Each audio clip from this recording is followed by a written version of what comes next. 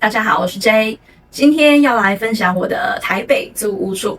那我本身是南部人，然后大学的时候，又往北去嘉义念大学，然后研究所的时候又往北去台中念研究所。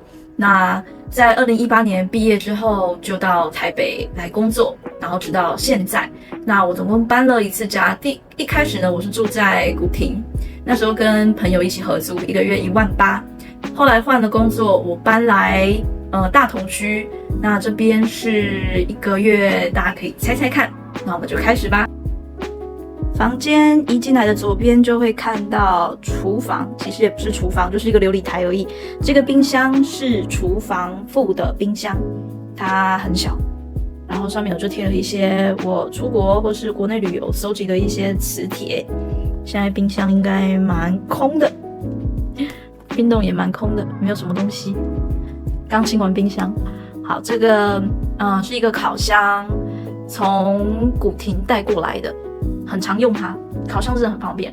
然后还有一些锅子，一个汤锅，2个平底锅，跟一个中型的汤锅，1人份，很好用。好，接下来这个就是琉璃台的部分。那这个是房东就是原本就付的。那这个架子，白色的这个架子是我去 IKEA 买的，我是看到某一个 YouTuber 分享，觉得好像这样可以比较让空间最大化。上面就放了一些锅碗瓢盆，然后它有附这个配件，就可以放一些筷子跟汤匙。这个是我另外挂上去的，然后这个勾勾是它原本附的，就是也可以挂一些煮饭的东西。然后这个是我在宜得利买的这个酱料罐。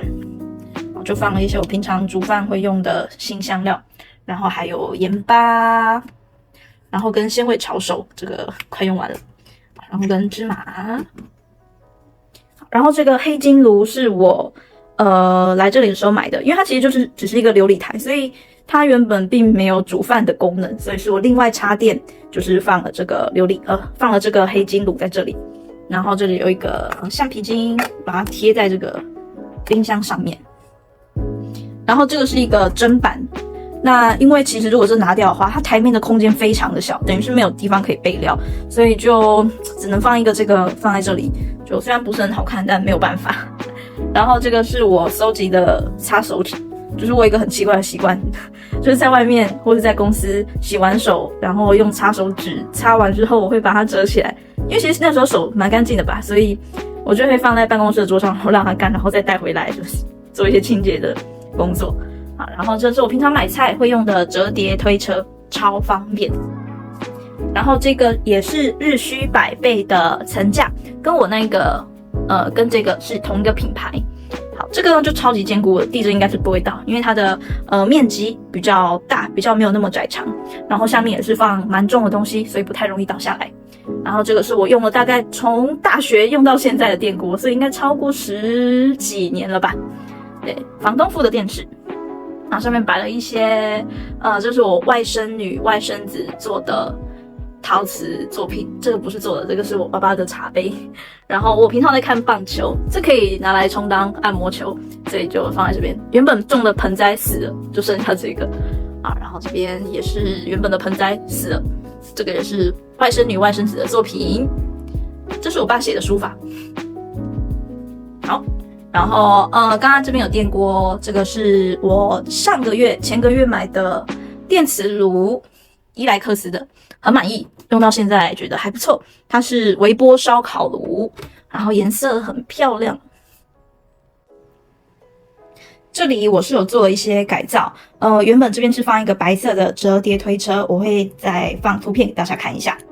然后这边原本有一个房东附的茶几，就是那个款式还蛮老旧的，那可能也超过15年了吧。然后我就问房东说，就是我想要买自己想要的茶几，但其实我也几乎用不到茶几，因为我示范就是用这个，然后就可以放在沙发这边做的示范，所以我其实用不太到茶几，所以我目前也没有购入茶几，就觉得空空的其实还不错，比较清爽一点，所以目前就只放了这个边桌。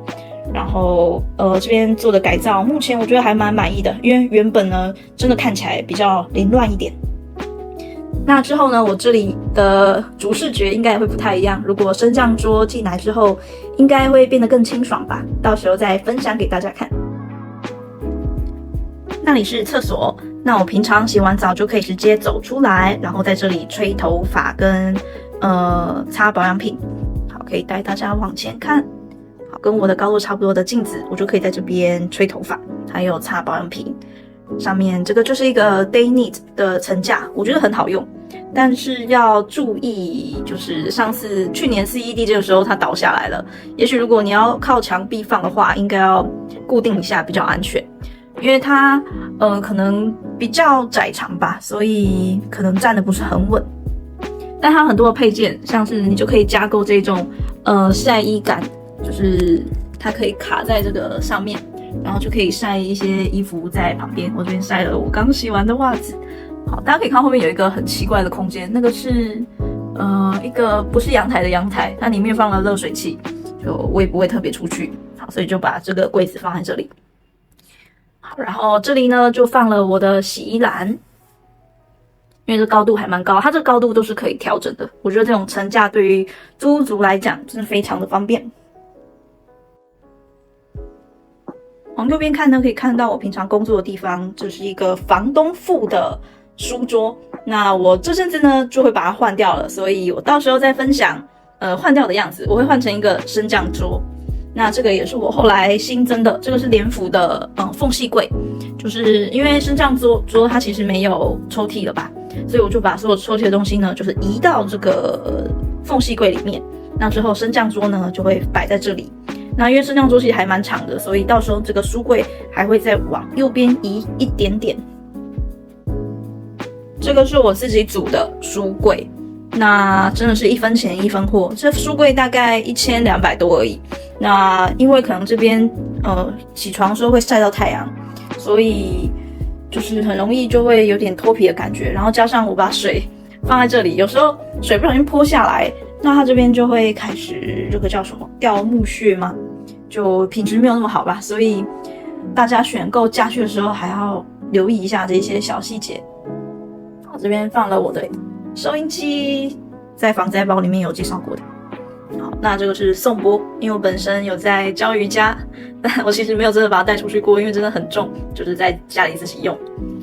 好，然后这边有放杯子，跟这个是口罩。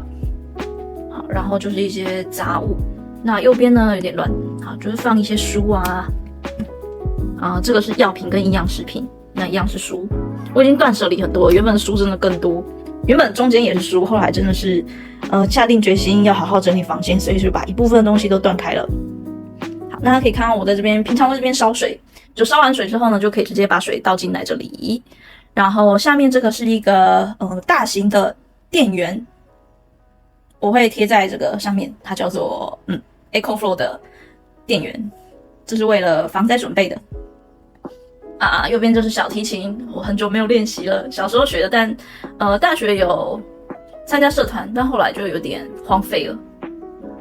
好，那个是除湿机。那这个电扇呢，它是小米的电扇，我觉得还蛮推的，因为它的声音很小，就是很静音，因为有些电扇它在吹的时候会有一个机器的声音很大声很吵。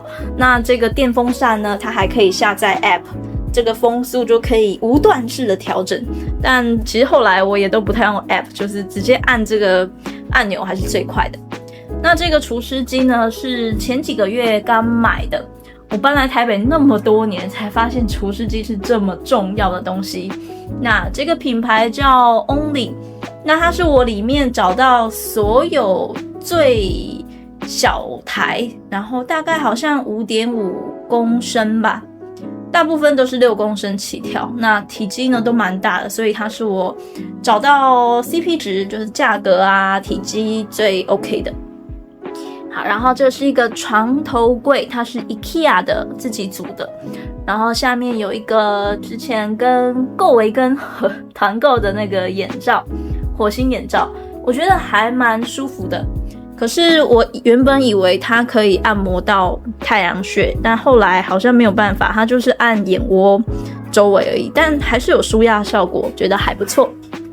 好，然后再来就是这个龙烛灯，偶尔会用，然后跟小猪朋友送的。然后这就是房东付的双人床，那这个床架跟那个床垫都是房东付的。那其实我没有睡过所谓的高级床垫，所以我也不知道高级床垫睡起来到底感觉怎么样。不过反正工作累了呢，一定都是睡得跟猪一样。那这个上面呢，我很喜欢这种灯光氛围的东西。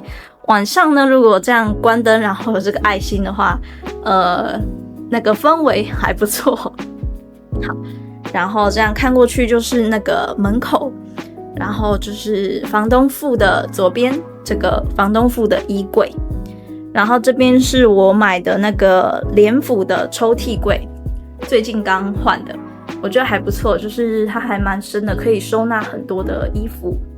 那上面呢，这个是我的瑜伽轮跟按摩的东西。好，往上看，这个是吊灯。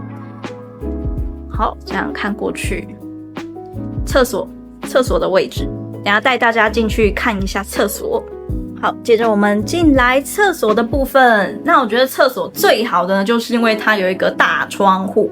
那我本身住的地方，它其实是分租套房，这是房东隔出来的其中一个房间，所以这个原本呢应该是这一户的可能客厅的位置。一般厕所的窗户不可能这么大，这都可以看到外面的大马路了。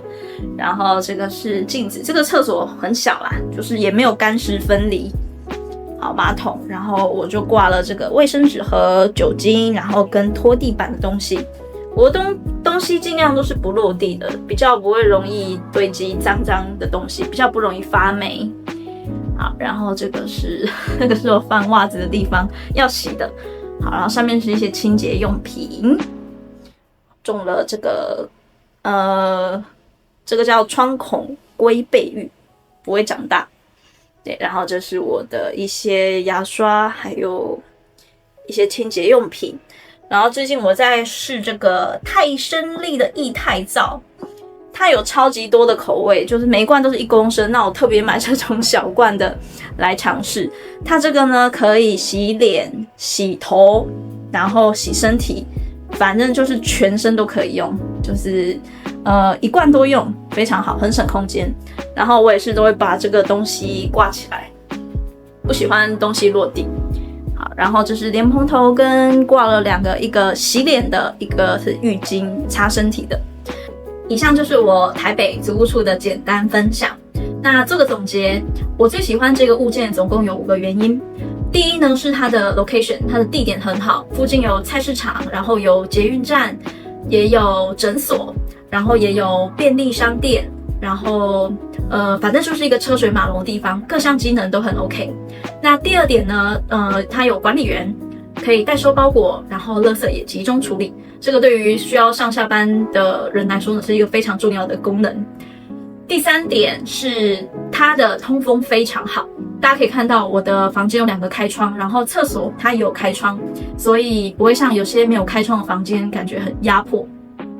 那第4点呢，是它格局很方正，它就是一个长方形、正方形，就是4边形的一个格局。因为我之前住古亭呢，它的格局很奇怪，它是一个很像梯形的形状，所以对于摆放家具来说呢，很不方便，就是会有一个很奇怪的尖角。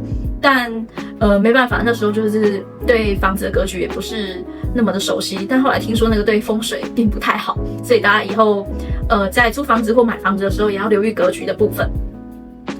那最后一点呢，就是包水包电。大家没有听错，这间套房呢，它是包水包电的，可能是房东怕麻烦吧，他就直接把他觉得需要的成本全部加进房租里面了，所以我从来没有额外缴过水费和电费。以上这5点呢，是我最喜欢这个物件的5个原因。接下来我分享一下我不太喜欢这个物件的5个原因。首先呢，就是它有漏水的问题。应该说曾经有漏水的问题。大概我搬来的第2年，有一次台北下很大的雨，就是瞬间降雨量非常的大。那时候大概在厕所那个天花板的地方，它就开始滴水。我后来需要拿水桶来接，才不会让地上湿成一片。就那个漏水的问题是很严重的。那幸好漏水的地点不是在我床的正上方，不然的话，整个床垫大概就整个报销了。但幸好房东他有很积极的去处理这个漏水的问题，因为我是住在顶楼，所以顶楼有时候老房子就是会有漏水问题，他好像花了30-40万做防水，我听管理员说的。对，所以就是一个还蛮大的开销，但没办法，漏水屋呢真的在雨季的时候是很痛苦的。那第2年有漏水一次，然后好像住到第4年还是第3年的时候又漏水了一次。这一次呢是窗台的下面，就是那个水从那个窗台的地方渗进来，从那个墙壁的地方渗进来，不是说窗户的缝隙，反正就是那边也是漏水。后来也是请人来做了防水的工程，那幸好那个价格应该比较不高，但反正都是房东需要负责的。好，这是第一个，他曾经有漏水的问题。那第二个是他的壁癌非常的严重。那一样，老房子可能都会有这个问题，而且又是在顶楼，然后只要一潮湿的那个墙壁，整个那个油漆就会用剥落的，地上一片灰灰的，所以就是壁癌的问题，漏水壁癌。那第3个呢，就是它的热水非常的不稳。就如果隔壁在洗澡的话，我这边有时候就会没有热水用，然后水量也有时候会突然变得很小，原因不明，不知道是因为住顶楼的关系。那后来有换了一次莲蓬头，有稍微的改善水量小的问题，但热水呢有时候还是不稳，就是它的热水有时候就是一下子很热，然后过大概冲了一阵子之后，水就变冷的，然后就越来越冰，你就要重新整个关掉再重开，这样子就很像。每次我觉得洗澡都很像在开手排车，大家有开过手排车吗？就是那个你要一直打档，就是那种感觉，那个是对。好，第4个呢是厕所，它虽然有开窗，但它没有抽风，也就是说它虽然是通风的，但如果一遇到雨季呢，它整个地板还是很难干，就是会一直处在有点不湿不干的状况，就是还是很容易发霉。好，第5个呢是它没有独立的洗衣机，就是我必须和另一户共用洗衣机。那个洗衣机呢，房东是放在顶楼，就是顶楼加盖的一个空间里面。然后为了洗衣服要爬上去，真的很麻烦，就因为晚上暗暗的，然后有时候有蟑螂，就是很恐怖。我就是都只敢白天的时候洗衣服，然后要呼就比较容易。好，以上呢就是我纵整的5个喜欢的地方，还有5个不是很喜欢的地方。那整体的来讲呢，当然是因为喜欢多过于不喜欢，所以才可以住那么久。好，那大家就来猜猜看，你认为这个台北的套房1个月需要多少钱呢？ A、B、C、D、E， 大家可以选选看。那正确答案我会公布在底下的资讯栏。那如果大家对于影片有什么问题的话，欢迎在底下留言告诉我，也请大家按赞、订阅、分享、开启小铃铛。我们下次见。